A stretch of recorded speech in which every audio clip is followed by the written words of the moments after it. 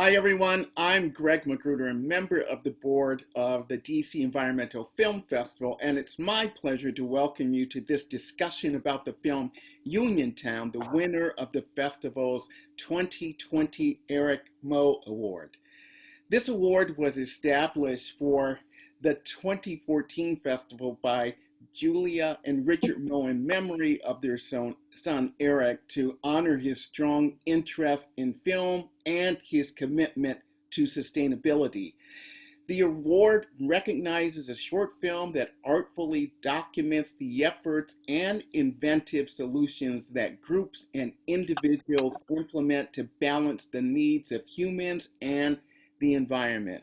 The award also includes a $5,000 cash prize. So the winner of this award is Fraser Jones, and he is an independent filmmaker from Atlanta, Georgia.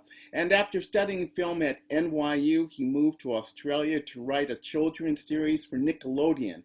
He currently directs short documentary content for major record labels and nonprofit organizations across America and Europe. Our other guest who we're honored to have is Ben Eaton. Ben is the president of the Black Belt Citizens Fighting for Health and Justice, and he serves as a county commissioner for Perry County District 5 and has a background as an educator. So welcome to the both of you.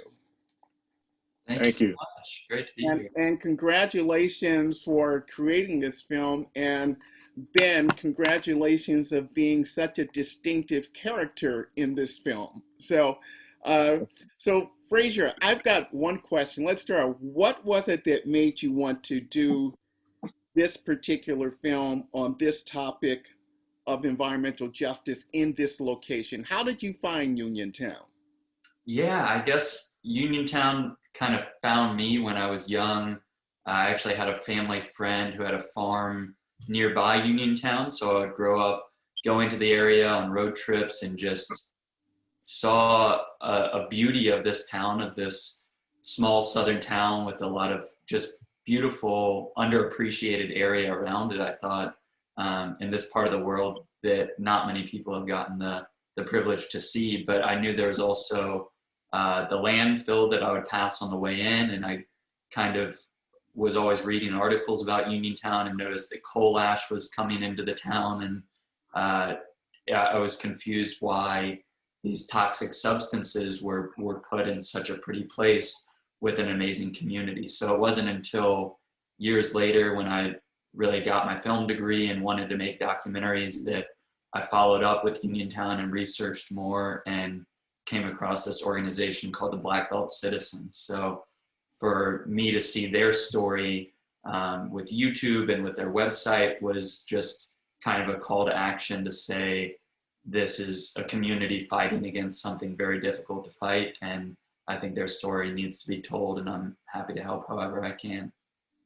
So Ben, let's hear from you. Why don't you tell us about Uniontown?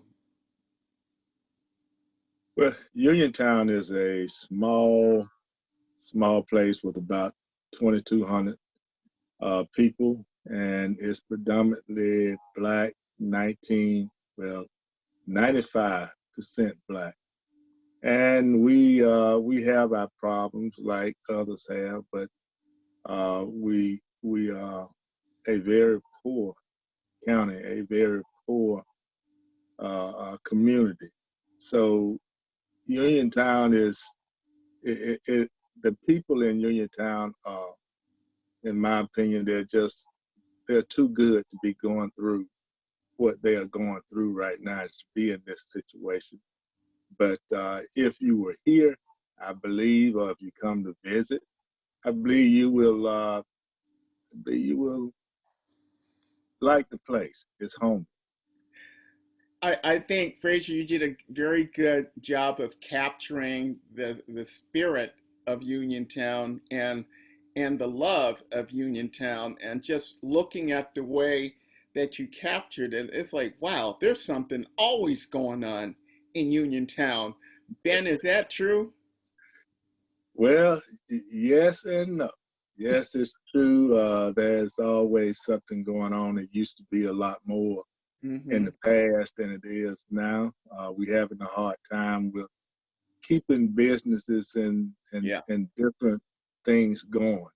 But as far as, like I say, the community, if it has to be in the backyard, it'll be in the backyard. They're very homely people that love to get together. So Fraser, how did you decide on what characters you were going to focus on in this film?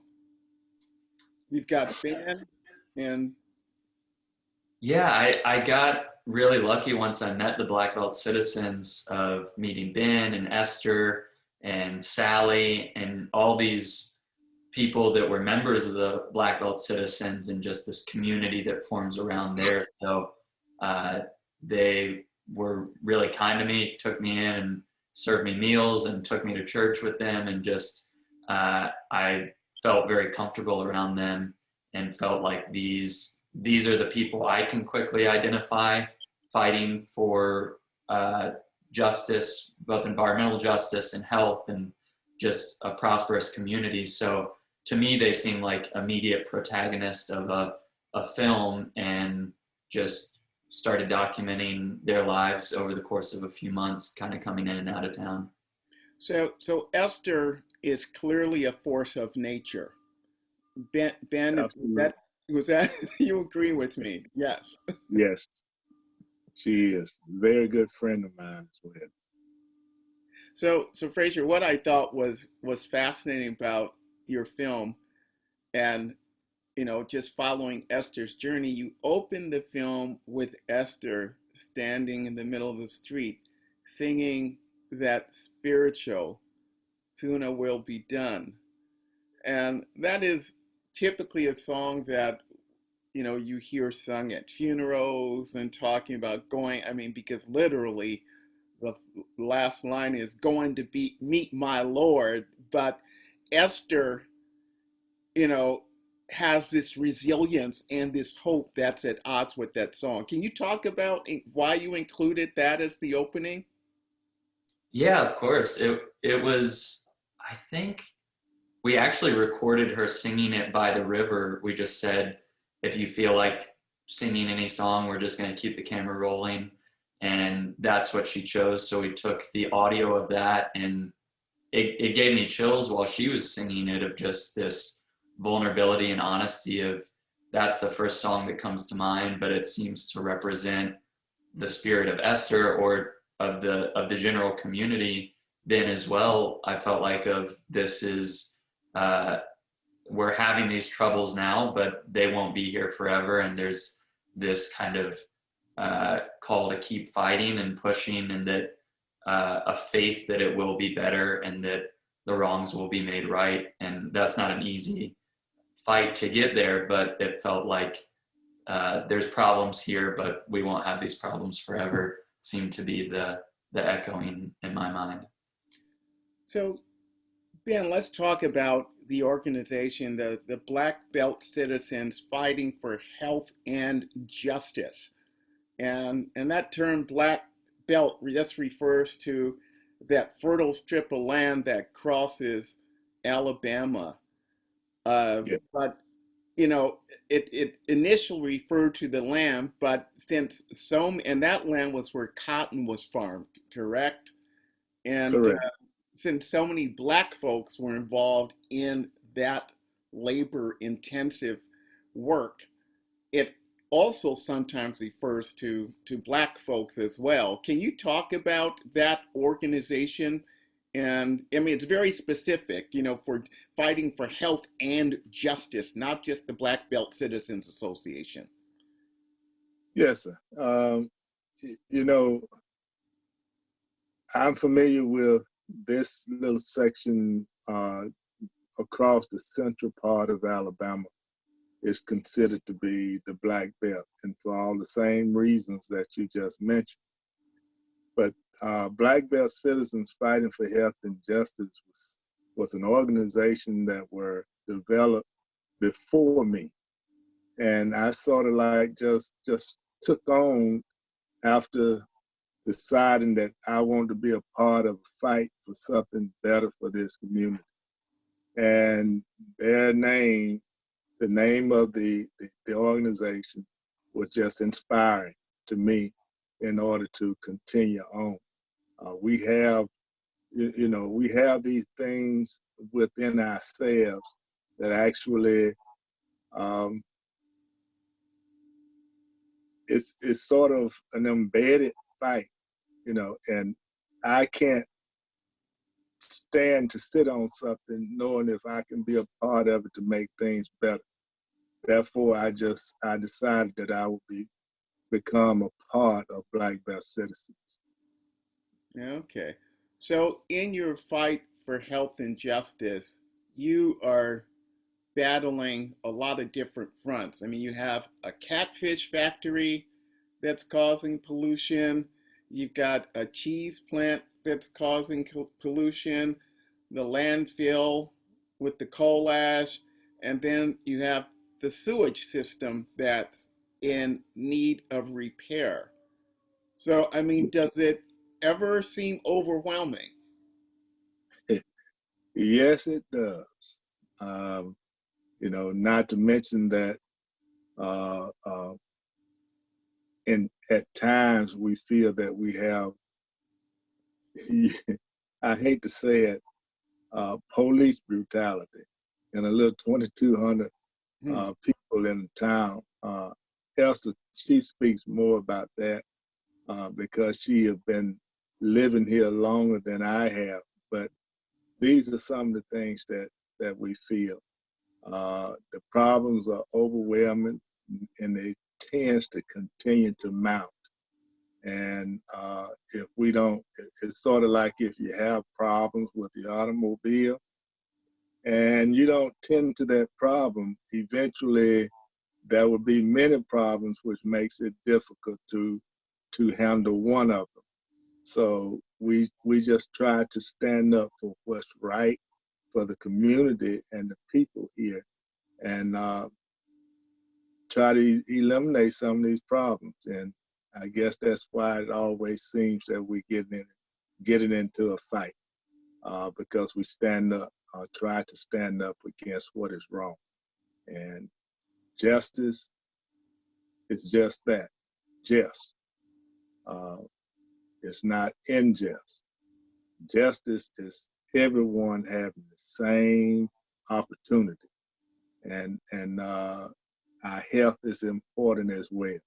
If we take care of ourselves, then we are able to take care of other things and other people. So I think it's very fitting to be who we are. Thank you.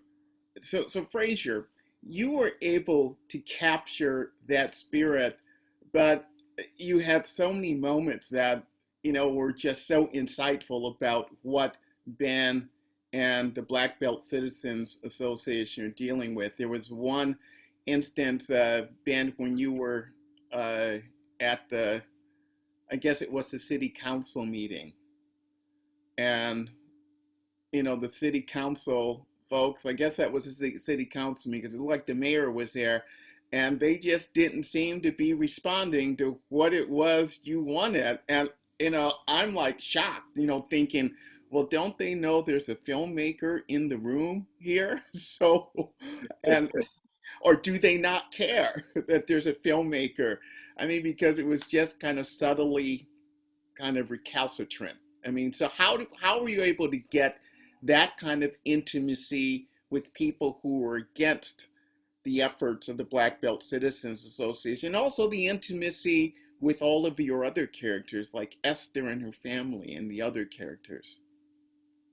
Yeah, I think a lot of it was just kind of months of showing up without a camera, and it was about 3 or so visits before where I just tried to walk around with a notebook and get to know people and go to Black Belt Citizens meetings and just get to know people's stories and take little notes, but to not have this intimidating force of a camera with me, or anyone else with me that was an outsider like me. But the city council meeting was actually the first scene we filmed when we showed up, so I couldn't be more nervous. I was just thinking like this could end the whole thing if people are really against us filming, but we have the support of the Black Belt citizens, and I'm committed to tell their story, so I know this is a hurdle to get through. But once we were in, we kind of looked at the legality of it and realized anyone's allowed to film these, and there's freedom of press within these public meetings. And Ben kind of paved the way for years of showing up to every city council meeting with a smaller camera just to document and hold people accountable for what they say and do. So I think once it's almost like people were used to being filmed in these meetings and used to maybe shutting down a bit when a camera is around to try to say as little as possible, to not have their words held against them. But I think this was an important scene to just show that it's when there's politicians that you don't agree with and that aren't listening to what you're saying, it's so frustrating, and Ben's been dealing with it for years. But it was a big first moment to film, and we knew it kind of wouldn't be more difficult than that early filming. So after that, filming with Esther and Ben and families just felt like, oh, these are my friends, and I'm just comfortable filming here. And these people want the story told and don't have anything to hide. They're just willing to share their lives, which was really an incredible thing to witness. So Fraser, one thing about being a filmmaker, and I mean, this is a short film, and this film could have been much longer because there's so many other layers to this story. How did you decide to tell the story that you told? You know, how did you decide what should go on the cutting room floors, just what shouldn't be included here? Yeah, we set out thinking we'd make a feature film and make this 90-minute thing where we show up and film 10 days and we establish the problems and show there's people fighting against it. And we realized we were in over our head. A feature takes much more time than that. And so we kept visiting and had a couple more shoots over the course of a few months. And then I just started thinking more what I would want to watch as an audience member, and seeing the arc take place of Ben running for office.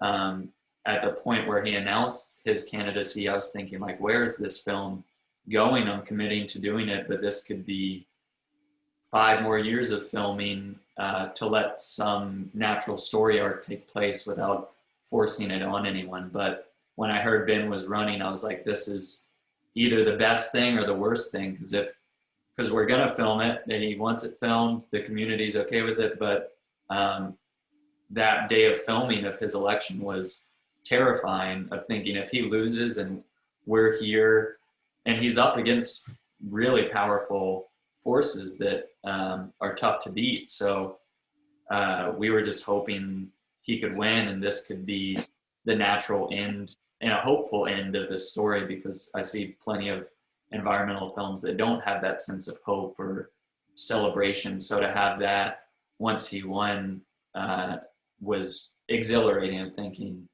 this is the best thing I can imagine for Uniontown has been taking office. But selfishly for the film as well, there's this triumphant, hopeful moment that I felt like for now there didn't seem to be anything more to film to tie it together. So Ben, you and the citizens of Uniontown saved Fraser's film, in a huge way. So one part of this story that I'm sure people are curious about that you mentioned, Fraser, and Ben, it's this $30 million lawsuit. So Ben, tell the story of what eventually happened with that. Well, it went away. They dropped the lawsuit after the pushback from the members that they were suing and Black Belt citizens fighting for health and justice. We somehow or another had support, and the support that we have had in the past, present, and even now, it's amazing. We have a lot of good people behind us, and to be able to get ACLU behind us and support us, that was comforting. Otherwise, this slap lawsuit is what we call it. It would have been devastating to our effort and our fight. And you were one of the people being sued, and 3 other citizens, right? Exactly. There were 4 of us, and $30 million each. That just didn't make any sense. Well, I love, Fraser, how you captured the guy from the landfill company saying, no, it's not $30 million, it's 2 $15 million lawsuits. It's like, what? You know, and that segment, that comment just captured this almost absurdity of this situation. But, you know, I think there's another story here too. I mean, there was a lawsuit, as I understand, against the federal government because Arrow was taking that coal ash that's in your area now is being shipped from Tennessee, where there was a coal ash accident. And so they shipped it out from this area that is predominantly white and shipped it down to where you are. And that lawsuit, that didn't get anywhere. Am I understanding that correctly, Ben? You are. You are. You know, agencies that are in place to actually protect and look out for the people, the vulnerable of this whole thing, the people, and for these agencies to not stand up and do their part to help protect is beyond me. I don't understand it. And when you go up as high as the federal agency, you know, it almost leaves you very little to have hope for when you are approaching certain problems. So yes, we just became the dumping ground, and those are things that we just could not sit still for. And we are here because of those reasons. During that time, I was not a part of Black Best Citizens, but I was within the fight. But at that time, I was still working out of town. So, but we I think just the idea, the support from people like you all, and Fraser, the news media, getting our story out, it helps a lot. It does. Good. That brings more people in. Yeah, and unfortunately, it's a story that is happening in so many other areas. But one other thing I want to talk about is this film was made, Fraser, you know, way in advance of, I mean, we're like one day before the 2020 election. And, you know, since this film was made, we have the country and the world is being consumed by this racial reckoning. And, you know, as part of that racial reckoning, you know, people have been talking about environmental justice. So, you know, it's, I mean, talk to me about your feelings about this coming together, almost this convergence of what it is you're doing, Ben, Fraser, this film, and Black Lives Matter, and this racial reckoning that is going on around the country. Yeah, we were filming. We finished our first shoot 3 years ago now. So it was October 2017, and at that point, the Black Lives Matter movement was gaining momentum, and people are becoming aware of this cry for health, for justice, and for equality that's been echoing for so many years. And I'm obviously in no way a leader in that or the face of it, but I believe in the cause, and I believe that stories like Uniontown can help propel the idea that Black Lives Matter and that Black and brown people are being disproportionately affected by not just things like police brutality, but environmental injustice. That there's, you look at the numbers and say, where are these landfills being put and these toxic substances? And it's heartbreaking. So to me, this year I've been lucky to join protests in Atlanta for Black Lives Matter and just do whatever small part I can to help. But I hope the film can propel that slightly as well, that same agenda. Thank you. And Ben, do you have any thoughts about this convergence of your efforts with the Black Lives Matter movement and the whole reckoning for racial justice that's currently going on in the country? Well, I've always considered it, Black Lives Matter has been in play for years and years. It's just being in the position that we are in just brought it to the surface. So you compare what we are doing and compare what they have done for many years. It's just a support thing for what we are doing and what they are doing. We're in it. Mm-hmm. It's not that we're standing outside looking in. We're actually part of this.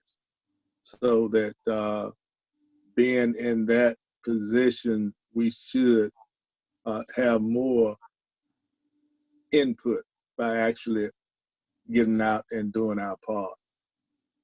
Okay. So as we're winding down, Fraser, do you plan on still being involved with Uniontown in some way, documenting it with film? Yeah, I think I don't have a choice almost at this point, that it's part of my heart's always going to be there, because this was one of the first films that I made, and just I got so lucky to be welcomed by this community. So I know I'll always be trying to visit when I can, but calling and checking in on folks. But I'm here as well if people want to keep telling this story there, if things advance. I would love to have a feature that, I don't want to spoil the feature, but I want Cole Ash to leave Uniontown and do whatever I can to help in the meantime with that. But if we could document something as victorious as the landfill having to leave this town that I care about, that would be amazing. But I'm here, and they've spread the fight to me, and kind of to a lot of people that see this film. I think there's no choice but to want the best for Uniontown and to just cheer on these amazing people there. So one thought that I had, that one segment during the day of the election where Esther is telling everyone, vote or die.